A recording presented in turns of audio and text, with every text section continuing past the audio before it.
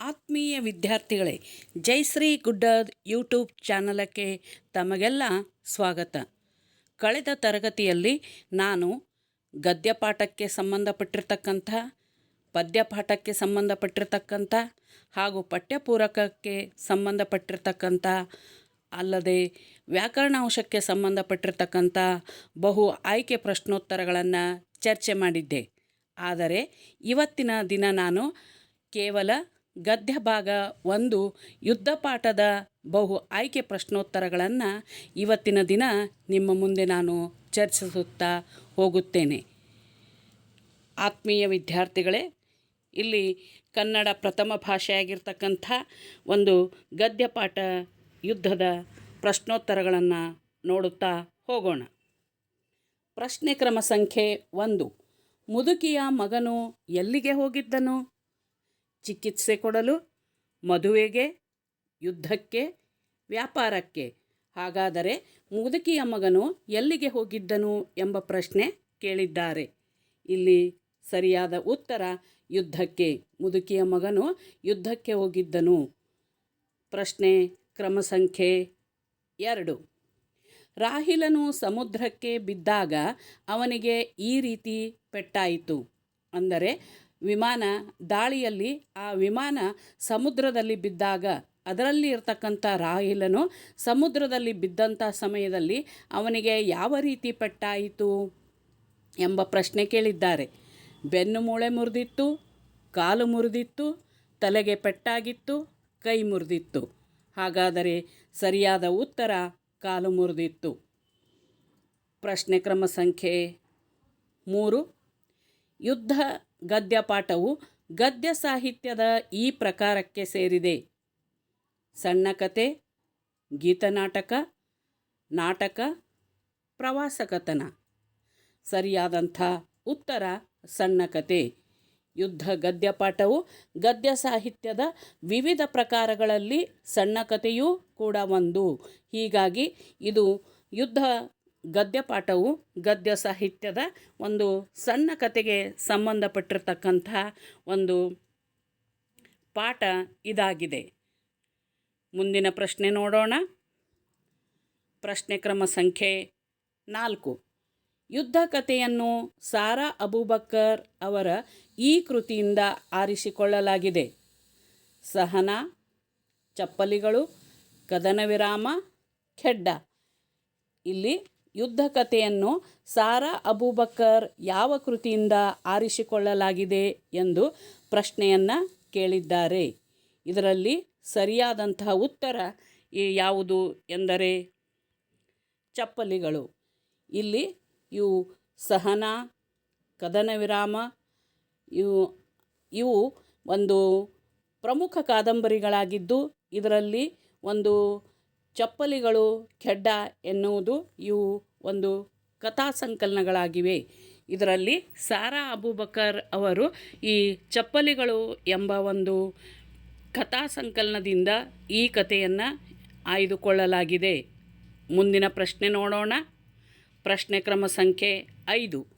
ಮುದುಕಿ ನವವಧುವಾಗಿ ಊರನ್ನು ಪ್ರವೇಶಿಸಿದಾಗ ಎಷ್ಟು ವರ್ಷವಾಗಿತ್ತು?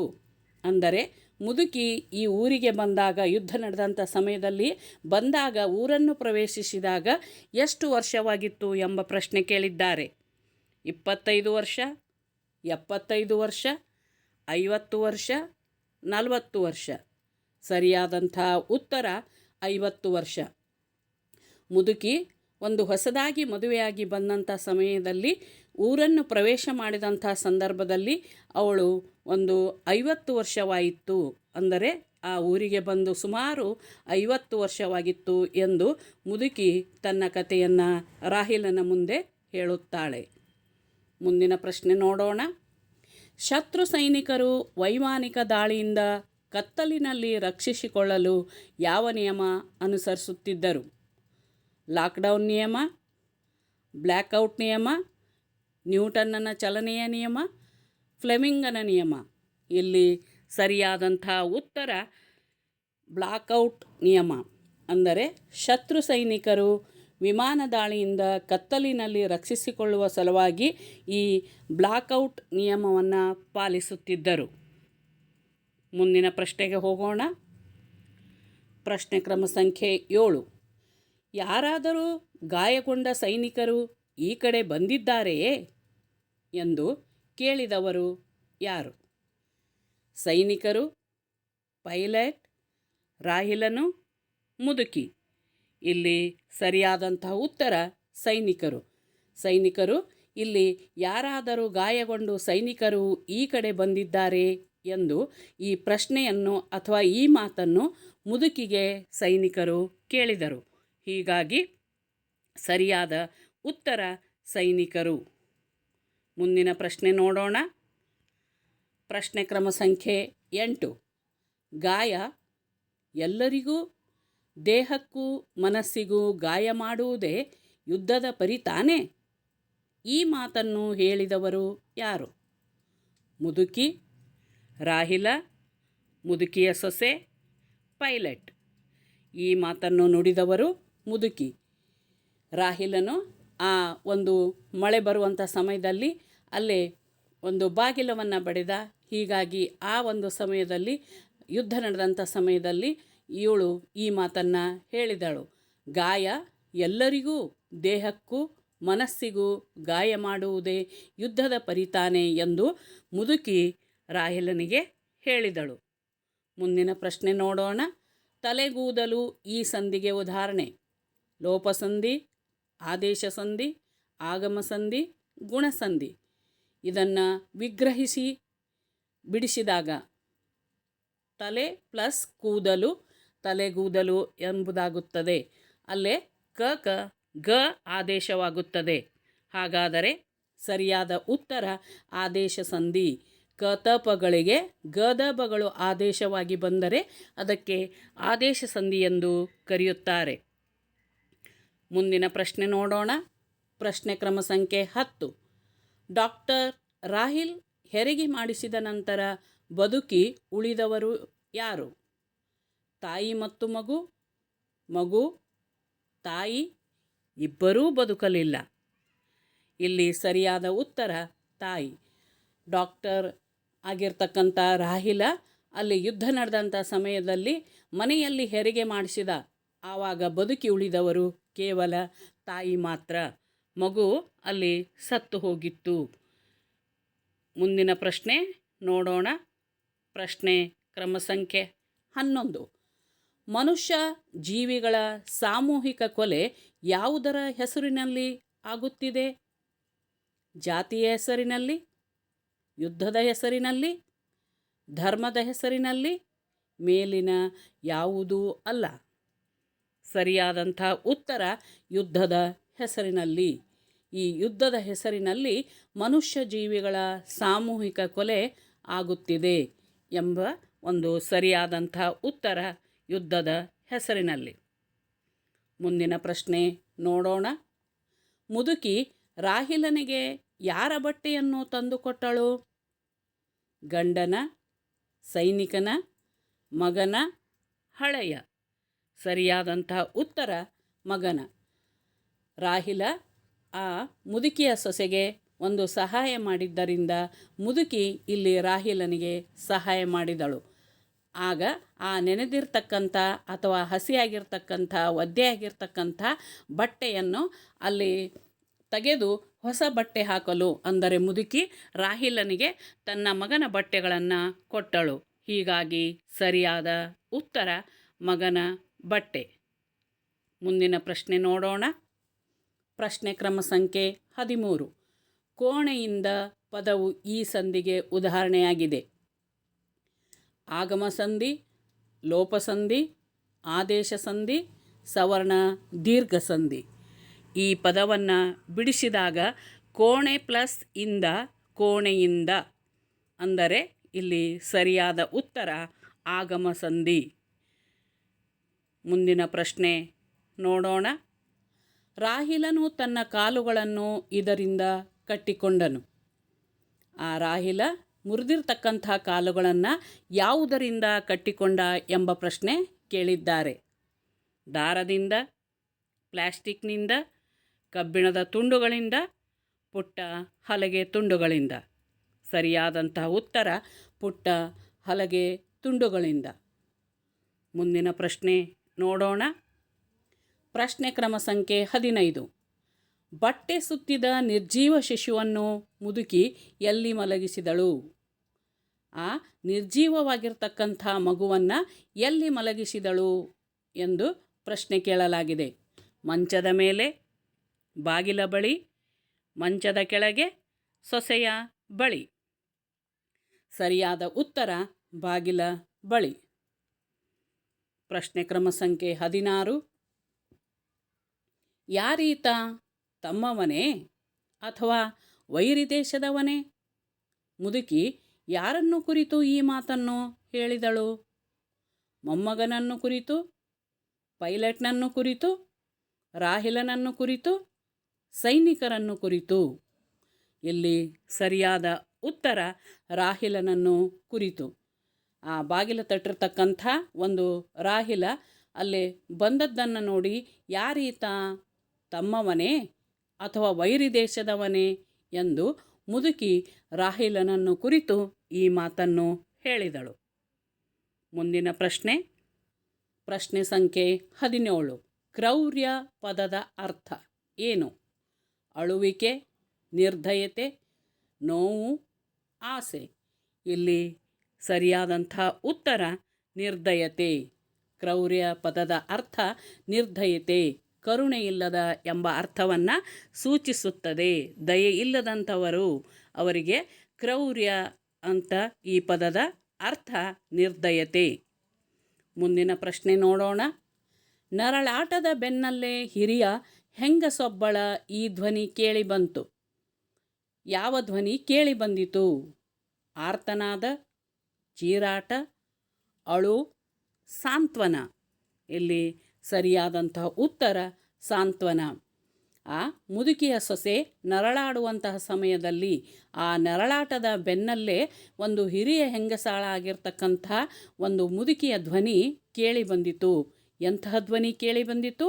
ಸಾಂತ್ವನದ ನುಡಿ ಕೇಳಿ ಬಂದಿತು. ಅವಳಿಗೆ ಸಂತೈಸುವಂತಹ ಒಂದು ಕಾರ್ಯ ಅಲ್ಲಿ ನಡೆದಿತ್ತು. ಮುಂದಿನ ಪ್ರಶ್ನೆ ನೋಡೋಣ.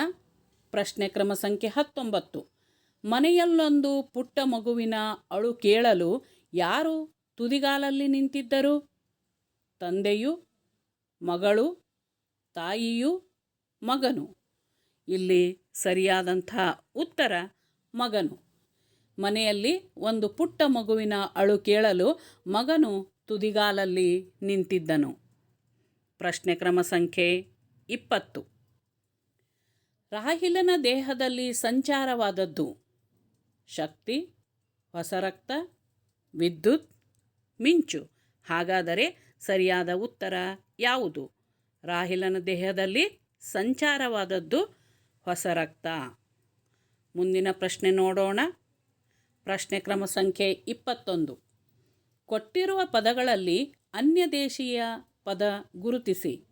ಡಾಕ್ಟರ್, ಉಡುಪು, ರೋಧನ, ಮೊಮ್ಮಗ. ಇದರಲ್ಲಿ ಅನ್ಯದೇಶೀಯ ಪದ ಯಾವುದು ಎಂದು ಪ್ರಶ್ನೆ ಕೇಳಿದ್ದಾರೆ.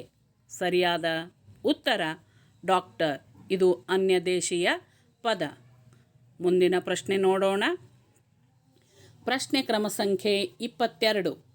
ಮೂಗಿನ ಸಹಾಯದಿಂದ ಉಚ್ಚರಿಸಲ್ಪಡುವ ಅಕ್ಷರಗಳಿಗೆ ಹೀಗೆನ್ನುತ್ತಾರೆ ಅಥವಾ ಹೀಗೆ ಕರೆಯುತ್ತಾರೆ. ಅಲ್ಪ ಪ್ರಾಣಾಕ್ಷರಗಳು, ಯೋಗವಾಹಗಳು, ಸಂಧ್ಯಾಕ್ಷರಗಳು, ಅನುನಾಸಿಕಗಳು. ಸರಿಯಾದ ಉತ್ತರ ಅನುನಾಸಿಕಗಳು. ನಾಸಿಕ ಎಂದರೆ ಮೂಗು. ಹೀಗಾಗಿ ಮೂಗಿನ ಸಹಾಯದಿಂದ ಉಚ್ಚರಿಸಲ್ಪಡುವಂತಹ ಅಕ್ಷರಗಳಿಗೆ ಅನುನಾಸಿಕ ಎಂದು ಕರೆಯುತ್ತಾರೆ. ಅಥವಾ ವರ್ಗದ ಕೊನೆಯ ಅಕ್ಷರಗಳಿಗೆ ಅನುನಾಸಿಕ ಎಂದು ಕೂಡ ಕರೆಯುತ್ತಾರೆ. ನೆನಪಿರಲಿ ಮಕ್ಕಳೇ, ಮೂಗಿನ ಸಹಾಯದಿಂದ ಉಚ್ಚರಿಸಲ್ಪಡುವಂತಹ ಅಕ್ಷರಗಳು ಅಥವಾ ವರ್ಗದ ಕೊನೆಯ ಅಕ್ಷರಗಳಿಗೆ ಅನುನಾಸಿಕ ಎಂದು ಕರೆಯುತ್ತಾರೆ. ಪ್ರಶ್ನೆ ಕ್ರಮ ಸಂಖ್ಯೆ 23. ಕೆಳಗಿನ ಪದಗಳಲ್ಲಿ ವಿಜಾತಿ ಸಂಯುಕ್ತಾಕ್ಷರ ಗುರುತಿಸಿ. ಕನ್ನಡ, ಶಸ್ತ್ರ, ಹಣ್ಣು, ಬಟ್ಟೆ. ಇವುಗಳಲ್ಲಿ ಒಂದು ವಿಜಾತಿ ಸಂಯುಕ್ತಾಕ್ಷರ ಯಾವುದು ಎಂದು ಕೇಳಿದ್ದಾರೆ. ಇದರ ಸರಿಯಾದ ಉತ್ತರ ಶಸ್ತ್ರ. ಬೇರೆ ಜಾತಿಯ ವ್ಯಂಜನಾಕ್ಷರಗಳು ಬಂದಿದ್ದರೆ ಅದಕ್ಕೆ ವ್ಯಂಜನಾಕ್ಷರಗಳು ಬಂದು ಅದಕ್ಕೆ ಸ್ವರ ಸೇರಿದರೆ ವಿಜಾತಿ ಸಂಯುಕ್ತಾಕ್ಷರ ಎಂದು ಕರೆಯುತ್ತಾರೆ. ಅದಕ್ಕೆ ಸರಿಯಾದ ಉತ್ತರ ಶಸ್ತ್ರ. ಮುಂದಿನ ಪ್ರಶ್ನೆ ನೋಡೋಣ. ಪ್ರಬಂಧ ರಚನೆಯಲ್ಲಿ ಪ್ರಾರಂಭದ ಹಂತವನ್ನು ಈ ರೀತಿಯಾಗಿ ಪ್ರಾರಂಭಿಸಬೇಕು. ಪ್ರಬಂಧ ಬರೆಯಬೇಕಾದರೆ ಪ್ರಾರಂಭದಲ್ಲಿ ಏನೆಂದು ಬರೆಯಬೇಕು? ನಿರೂಪಣೆ, ಪೀಠಿಕೆ, ಉಪಸಂಹಾರ, ವಿಷಯ ವಿವರಣೆ. ಸರಿಯಾದ ಉತ್ತರ ಪೀಠಿಕೆ. ನೀವು ಪ್ರಬಂಧವನ್ನು ಬರೆಯುವಂತಹ ಸಮಯದಲ್ಲಿ ಅಲ್ಲೇ ಪೀಠಿಕೆಯಿಂದ ಪ್ರಾರಂಭ ಮಾಡಬೇಕು. ಎರಡನೇ ಹಂತ ವಿಷಯ ವಿವರಣೆ, ಮೂರನೇ ಮುಕ್ತಾಯದ ಹಂತವನ್ನು ಉಪಸಂಹಾರ ಎಂದು ಕರೆಯುತ್ತಾರೆ. ಆದರೆ ಇಲ್ಲಿ ಕೇಳಿದಂತಹ ಪ್ರಶ್ನೆ ಪ್ರಬಂಧದ ರಚನೆಯಲ್ಲಿ ಪ್ರಾರಂಭದ ಹಂತವನ್ನು ಯಾವ ರೀತಿ ಪ್ರಾರಂಭ ಮಾಡ್ತೀರಿ ಅಂತ ಪ್ರಶ್ನೆ ಕೇಳಿದ್ದಾರೆ. ಹೀಗಾಗಿ ಸರಿಯಾದ ಉತ್ತರ ಪೀಠಿಕೆ. ಮುಂದಿನ ಪ್ರಶ್ನೆ ನೋಡೋಣ. ಅವರ್ಗೀಯ ವ್ಯಂಜನಗಳ ಸಂಖ್ಯೆ ಎಷ್ಟು? 25, 49, 09, 34. ಸರಿಯಾದ ಉತ್ತರ 09. ಅಂದರೆ ಅವರ್ಗೀಯ ವ್ಯಂಜನಗಳ ಸಂಖ್ಯೆ 9.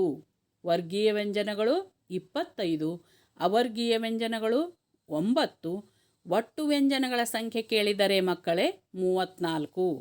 ಆದರೆ ಕನ್ನಡ ವರ್ಣಮಾಲೆಯಲ್ಲಿ ಒಟ್ಟು ಎಷ್ಟು ಅಕ್ಷರ ಎಂದು ಕೇಳಿದರೆ 49. ಒಟ್ಟು ವ್ಯಂಜನಗಳು ಕೇಳಿದರೆ 34, ವರ್ಗೀಯ ವ್ಯಂಜನಗಳು ಕೇಳಿದರೆ 25. ಆದರೆ ಇಲ್ಲಿ ಪ್ರಶ್ನೆ ಏನು ಕೇಳಿದ್ದಾರೆ ಎಂದರೆ ಅವರ್ಗೀಯ ವ್ಯಂಜನಗಳ ಸಂಖ್ಯೆ ಎಷ್ಟು ಅಂತ ಕೇಳಿದ್ದಾರೆ. ಹೀಗಾಗಿ ಸರಿಯಾದಂತಹ ಉತ್ತರ ಅವರ್ಗೀಯ ವ್ಯಂಜನಗಳ ಸಂಖ್ಯೆ 9. ಮುಂದಿನ ಪ್ರಶ್ನೆ ನೋಡೋಣ. ಯುದ್ಧ ಪಾಠದ ಕವಯತ್ರಿ. ಯುದ್ಧ ಪಾಠವನ್ನು ಬರೆದಿರ್ತಕ್ಕಂಥ ಕವಯತ್ರಿ ಯಾರು? ಡಾಕ್ಟರ್ ವಿಜಯಶ್ರೀ ಸಬ್ರತ್, ವೈದೇಹಿ, ಅನುಪಮಾ ನಿರಂಜನ್, ಸಾರಾ ಅಬೂಬಕ್ಕರ್. ಸರಿಯಾದಂಥ ಉತ್ತರ ಸಾರಾ ಅಬೂಬಕ್ಕರ್. ಮುಂದಿನ ಪ್ರಶ್ನೆ 27. ಕಾಗದ ಪದವು ಈ ಭಾಷೆಯಿಂದ ಬಂದಿದೆ. ಫಾರ್ಸಿ, ಅರಬ್ಬಿ, ಹಿಂದೂಸ್ತಾನಿ, ಇಂಗ್ಲೀಷ್. ಸರಿಯಾದಂಥ ಉತ್ತರ ಹಿಂದೂಸ್ತಾನಿ. ಅಂದರೆ ದೀಪದ ಬೆಳಕು ಅಲ್ಲಿ ಹೊರಗೆ ಬೀಳದಂತೆ ಮುದುಕಿ ಆ ದೀಪಕ್ಕೆ ಕಾಗದವನ್ನು ಅಂಟಿಸಿದ್ದಳು ಅಂತ ತಿಳ್ಕೊಂಡ ಯುದ್ಧ ಪಾಠದಲ್ಲಿ ಒಂದು ವಾಕ್ಯ ಬಂದಿದೆ. ಹೀಗಾಗಿ ಕಾಗದ ಎಂಬ ಪದವು ಒಂದು ಹಿಂದೂಸ್ತಾನಿ ಭಾಷೆಯಿಂದ ಬಂದ ಪದವಾಗಿದೆ. ಮುಂದಿನ ಪ್ರಶ್ನೆ ನೋಡೋಣ. ಮುದುಕಿಯ ಕೈಯಲ್ಲಿದ್ದ ದೀಪದ ಬೆಳಕು ಹೊರ ಬೀಳದಂತೆ ಒಂದು ಭಾಗಕ್ಕೆ ಅಂಟಿಸಿದ ವಸ್ತು ಯಾವುದು? ಕಾಗದ, ಬಟ್ಟೆ, ಮಸಿ, ರಟ್ಟು. ಸರಿಯಾದ ಉತ್ತರ ಕಾಗದ. ಮುಂದಿನ ಪ್ರಶ್ನೆ ನೋಡೋಣ. ಜೀವಿಯೊಂದನ್ನು ಜೀವಸಹಿತ ಹೊರಹಾಕಲು ಈ ಹೆಣ್ಣು ಮಗಳು ಪಣಕ್ಕಿಟ್ಟಿದ್ದು. ಒಂದು ಜೀವಿಯನ್ನು ಉಳಿಸಬೇಕಾದರೆ ಹೆಣ್ಣು ಮಗಳು ಏನನ್ನು ಅಲ್ಲಿ ಪಣಕ್ಕೆ ಇಟ್ಟಿದ್ದಳು ಎಂಬ ಪ್ರಶ್ನೆ ಇದಾಗಿದೆ. ಮನೆಯನ್ನು, ಜೀವನವನ್ನು, ಹಣವನ್ನು, ಜೀವವನ್ನು. ಸರಿಯಾದ ಉತ್ತರ ಜೀವವನ್ನು. ಒಂದು ಜೀವಿ ಹೊರಬರಬೇಕಾದರೆ ಅಥವಾ ಒಂದು ಜೀವಿ ಜೀವಸಹಿತ ಹೊರ ಹಾಕಬೇಕಾದರೆ ಹೆಣ್ಣು ಮಗಳು ತನ್ನ ಜೀವವನ್ನು ಪಣಕ್ಕೆ ಇಟ್ಟಿದ್ದಳು. ಸರಿಯಾದ ಉತ್ತರ ಜೀವವನ್ನು. ಮುಂದಿನ ಪ್ರಶ್ನೆ ನೋಡೋಣ. ಸಾರಾ ಅಬೂಬಕ್ಕರ್ ಕಥಾ ಸಂಕಲನ ಹೆಸರಿಸಿ. ಚಂದ್ರಗಿರಿಯ ತೀರದಲ್ಲಿ, ಅರ್ಧರಾತ್ರಿಯಲ್ಲಿ ಹುಟ್ಟಿದ ಕೂಸು, ವಜ್ರಗಳು, ಸುಳಿಯಲ್ಲಿ ಸಿಕ್ಕವರು. ಇಲ್ಲಿ ಸರಿಯಾದಂಥ ಉತ್ತರ ಅರ್ಧರಾತ್ರಿಯಲ್ಲಿ ಹುಟ್ಟಿದ ಕೂಸು. ಇವು ಚಂದ್ರಗಿರಿಯ ತೀರದಲ್ಲಿ, ವಜ್ರಗಳು, ಸುಳಿಯಲ್ಲಿ ಸಿಕ್ಕವರು ಇವೆಲ್ಲವೂ ಒಂದು ಪ್ರಮುಖವಾದಂತಹ ಕಾದಂಬರಿಗಳು. ಆದರೆ ಅವರು ಒಂದು ಕೇಳಿದಂತಹ ಪ್ರಶ್ನೆ ಏನಿದೆ? ಸಾರಾ ಅಬೂಬಕ್ಕವರ ಕಥಾ ಸಂಕಲನ ಕೇಳಿದ್ದಾರೆ ಮಕ್ಕಳೇ. ಹೀಗಾಗಿ ಕಥಾ ಸಂಕಲನ ಎಂದರೆ ಅರ್ಧರಾತ್ರಿಯಲ್ಲಿ ಹುಟ್ಟಿದ ಕೂಸು ಎಂದು ಬರೆಯಬೇಕು. ಅಕಸ್ಮಾತಾಗಿ ಕಾದಂಬರಿ ಕೇಳಿದರೆ ಚಂದ್ರಗಿರಿಯ ತೀರದಲ್ಲಿ, ವಜ್ರಗಳು, ಸುಳಿಯಲ್ಲಿ ಸಿಕ್ಕವರು, ಸಹನಾ, ಕದನ ವಿರಾಮ, ತಳವಡೆದ ದೋಣಿಯಲ್ಲಿ ಇವು ಇವರ ಪ್ರಮುಖ ಕಾದಂಬರಿಗಳು. ಕಥಾ ಸಂಕಲನಗಳು ಯಾವುವು ಎಂದರೆ ಚಪ್ಪಲಿಗಳು, ಖೆಡ್ಡ, ಅರ್ಧರಾತ್ರಿಯಲ್ಲಿ ಹುಟ್ಟಿದ ಕೂಸು, ಪಯಣ ಇವು ಕಥಾ ಸಂಕಲನಗಳು. ಇಲ್ಲಿ ಕೇಳಿದಂಥ ಪ್ರಶ್ನೆ ಸಾರಾ ಅಬೂಬಕ್ಕರ್ ಅವರ ಕಥಾ ಸಂಕಲನ ಕೇಳಿದ್ದಾರೆ. ಹೀಗಾಗಿ ಸರಿಯಾದ ಉತ್ತರ ಅರ್ಧರಾತ್ರಿಯಲ್ಲಿ ಹುಟ್ಟಿದ ಕೂಸು. ಮುಂದಿನ ಪ್ರಶ್ನೆ ನೋಡೋಣ. ಮುದುಕಿಯ ಮಗನಂತೆ ಇರುವ ಕಣ್ಣುಗಳು. ಮುದುಕಿಯ ಒಂದು ಮಗನ ಹಾಗೆ ಇರುವಂತೆ ಅಲ್ಲಿ ಕಣ್ಣುಗಳು ಯಾರು ಇದ್ದು ಎಂಬ ಪ್ರಶ್ನೆ ಕೇಳಿದ್ದಾರೆ. ಪೈಲಟಿನ ಕಣ್ಣುಗಳು, ಪೊಲೀಸನ ಕಣ್ಣುಗಳು, ಸೈನಿಕನ ಕಣ್ಣುಗಳು, ರಾಹಿಲನ ಕಣ್ಣುಗಳು. ಇಲ್ಲಿ ಸರಿಯಾದ ಉತ್ತರ ರಾಹಿಲ. ಅಂದರೆ ಮುದುಕಿಯ ಮಗನಂತೆ ಇರುವ ಕಣ್ಣುಗಳು ರಾಹಿಲನ ಕಣ್ಣುಗಳು ಆಗಿದ್ದವು. ಮುಂದಿನ ಪ್ರಶ್ನೆ 32. ಸಾರಾ ಅಬೂಬಕ್ಕರ್ ಜನಿಸಿದ ಸ್ಥಳ. ಮುಂಡಗೋಡ್, ಧಾರವಾಡ, ಕಾಸರಗೋಡು, ಜನವಾಡ. ಸರಿಯಾದ ಉತ್ತರ ಕಾಸರಗೋಡು.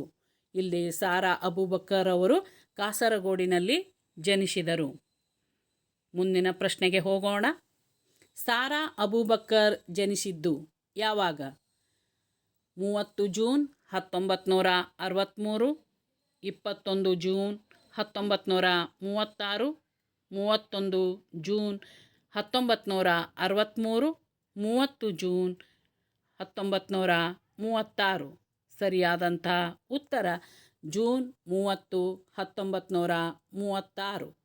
ಅಂದರೆ ಸಾರಾ ಅಬೂಬಕ್ಕರ್ ಅವರು ಇವರು 30 ಜೂನ್ 1936ರಂದು ಕಾಸರಗೋಡಿನಲ್ಲಿ ಜನಿಸಿದಂಥ ಒಬ್ಬ ಮಹಿಳೆ. ಮುಂದಿನ ಪ್ರಶ್ನೆ ನೋಡೋಣ. 34ನೇ ಪ್ರಶ್ನೆ. ಸಾರಾ ಅಬೂಬಕ್ಕರ್ ಅವರಿಗೆ ದೊರೆತ ಪ್ರಶಸ್ತಿ ಯಾವುದು? ನೃಪತುಂಗ ಪ್ರಶಸ್ತಿ, ಪಂಪ ಪ್ರಶಸ್ತಿ, ಕೇಂದ್ರ ಸಾಹಿತ್ಯ ಅಕಾಡೆಮಿ ಪ್ರಶಸ್ತಿ, ಜ್ಞಾನಪೀಠ ಪ್ರಶಸ್ತಿ. ಸರಿಯಾದ ಉತ್ತರ ನೃಪತುಂಗ ಪ್ರಶಸ್ತಿ. ಅಂದರೆ ಸಾರಾ ಅಬೂಬಕ್ಕರ್ ಅವರ ಕೃಷಿಗಾಗಿ ಅನೇಕ ಪ್ರಶಸ್ತಿಗಳು ದೊರಕಿದ್ದವು. ಅವುಗಳಲ್ಲಿ ಕನ್ನಡ ಸಾಹಿತ್ಯ ಪರಿಷತ್ತಿನ ಒಂದು ಕರ್ನಾಟಕದ ಸಂಸ್ಕೃತಿಯ ಚಿಂತಕರಲ್ಲಿ ಒಬ್ಬರಾಗಿರ್ತಕ್ಕಂಥ ಅಬೂಬಕ್ಕರ್ ಅವರಿಗೆ ಕನ್ನಡ ಸಾಹಿತ್ಯ ಪರಿಷತ್ತು ನೀಡಿದಂತಹ ಪ್ರಶಸ್ತಿ ನೃಪತುಂಗ ಪ್ರಶಸ್ತಿ. ಮುಂದಿನ ಪ್ರಶ್ನೆ 35. ಯುದ್ಧ ಪದದ ತದ್ಭವ ರೂಪ. ಮುದ್ದೆ, ಜಿದ್ದು, ಹದ್ದು, ಜುದ್ದ. ಸರಿಯಾದ ಉತ್ತರ ಯುದ್ಧ ಪದದ ತದ್ಭವ ರೂಪ ಜುದ್ದ. ಮುಂದಿನ ಪ್ರಶ್ನೆ ನೋಡೋಣ. 36. ರಾಹಿಲ ಬಚ್ಚಿಟ್ಟುಕೊಂಡ ಸ್ಥಳ. ಎಲ್ಲಿ ಅಡಗಿಕೊಂಡ ಆ ಸೈನಿಕರು ಇಲ್ಲಿ ಹುಡುಕಾಡಲು ಬಂದಂಥ ಸಮಯದಲ್ಲಿ ಮುದುಕಿಯ ಮನೆಯಲ್ಲಿ ಎಲ್ಲಿ ಬಚ್ಚಿಟ್ಟುಕೊಂಡ ಎಂಬ ಪ್ರಶ್ನೆ ಕೇಳಿದ್ದಾರೆ. ಪಕ್ಕದ ಕೋಣೆಯಲ್ಲಿ, ಮಂಚದಡಿಯಲ್ಲಿ, ಮಂಚದ ಮೇಲೆ, ಛಾವಣಿಯ ಮೇಲೆ. ಸರಿಯಾದಂಥ ಉತ್ತರ ಮಂಚದಡಿಯಲ್ಲಿ. ಮುಂದಿನ ಪ್ರಶ್ನೆ ನೋಡೋಣ. ಪ್ರಶ್ನೆ ಕ್ರಮ ಸಂಖ್ಯೆ 37. ದೃಷ್ಟಿ ಪದದ ತದ್ಭವ ಇದು. ದಿಟ್ಟ, ಜಟ್ಟಿ, ದಿಟ್ಟಿ, ಶಟ್ಟಿ. ಸರಿಯಾದ ಉತ್ತರ ದೃಷ್ಟಿ ಪದದ ತದ್ಭವ ರೂಪ ದಿಟ್ಟಿ. ಪ್ರಶ್ನೆ ಕ್ರಮ ಸಂಖ್ಯೆ 38. ಮಗು ಇದರ ಬಹುವಚನ ರೂಪ. ಮಕ್ಕಳು, ಮಗುಗಳು, ಮಗಳು, ಹುಡುಗರು. ಸರಿಯಾದ ಉತ್ತರ ಮಗು ಇದರ ಬಹುವಚನ ರೂಪ ಮಕ್ಕಳು. ಮುಂದಿನ ಪ್ರಶ್ನೆ ನೋಡೋಣ. ಪ್ರಶ್ನೆ ಕ್ರಮ ಸಂಖ್ಯೆ 39. ಕನ್ನಡ ವರ್ಣಮಾಲೆಯಲ್ಲಿರುವ ಒಟ್ಟು ಸ್ವರಗಳ ಸಂಖ್ಯೆ ಎಷ್ಟು? 49, 25, 34, 13. ಇಲ್ಲಿ ಕೇಳಿದಂಥ ಪ್ರಶ್ನೆ ಸ್ವರಗಳ ಸಂಖ್ಯೆ ಒಟ್ಟು ವರ್ಣಮಾಲೆಯಲ್ಲಿ ಎಷ್ಟು ಅದಾವು ಅಂತ ಪ್ರಶ್ನೆ ಕೇಳಿದ್ದಾರೆ. ಹೀಗಾಗಿ ಸರಿಯಾದ ಉತ್ತರ 13. ಒಟ್ಟು ಸ್ವರಗಳು 13. ಮುಂದಿನ ಪ್ರಶ್ನೆಗೆ ಹೋಗೋಣ. ಕೊನೆಯ ಪ್ರಶ್ನೆ. ಮುದುಕಿ ಮತ್ತು ರಾಹಿಲ ನಡುವೆ ಒಂದೆರಡು ದಿನಗಳಲ್ಲಿ ಪರಸ್ಪರ ಮೂಡಿದ್ದು. ಅವರಿಬ್ಬರಲ್ಲಿ ಪರಸ್ಪರ ಮೂಡಿದ್ದು ಏನು? ನೆಮ್ಮದಿಯೋ, ವಿಶ್ವಾಸವೋ, ಸಂತೋಷವೋ, ಕರುಣೆಯೋ? ಸರಿಯಾದಂಥ ಉತ್ತರ ವಿಶ್ವಾಸ. ಮುದುಕಿ ಮತ್ತು ರಾಹಿಲನ ನಡುವೆ ಒಂದೆರಡು ದಿನಗಳಲ್ಲಿ ಪರಸ್ಪರ ಮೂಡಿದ್ದು ವಿಶ್ವಾಸ. ಮಕ್ಕಳೇ, ಇಲ್ಲಿಯವರೆಗೆ ಯುದ್ಧ ಪಾಠದ ಮೇಲೆ ಸುಮಾರು 40 ಪ್ರಶ್ನೆಗಳನ್ನು ನಾನು ಚರ್ಚೆ ಮಾಡಿದೆ. ಇವು ನಿಮ್ಮ ಪರೀಕ್ಷೆಗೆ ಒಂದು ಸಹಾಯಕವಾಗಬಹುದು ಎಂಬ ನಿರೀಕ್ಷೆ ನನ್ನದು. ಹೀಗಾಗಿ ಈ ಪ್ರಶ್ನೆಗಳನ್ನು ಇನ್ನೊಮ್ಮೆ ಸರಿಯಾಗಿ ನೋಡಿ, ಓದಿ, ಬಿಡಿಸಿ, ಅದೇ ರೀತಿಯಾಗಿ ಮತ್ತೆ ಹೊಸ ಹೊಸ ವಿಡಿಯೋಗಳೊಂದಿಗೆ ನಿಮ್ಮ ಮುಂದೆ ನಾನು ಹಾಜರಾಗುತ್ತೇನೆ. ಈ ವಿಡಿಯೋವನ್ನು ನೋಡಿ ಮತ್ತೊಬ್ಬರಿಗೆ ಒಂದು ನಿಮ್ಮ ಫ್ರೆಂಡ್ಸ್ ಕೂಡ ಅಲ್ಲಿ ಶೇರ್ ಮಾಡಿ, ಲೈಕ್ ಮಾಡಿ, ಸಬ್ಸ್ಕ್ರೈಬ್ ಆಗಿ. ಮತ್ತೊಮ್ಮೆ ಧನ್ಯವಾದಗಳು.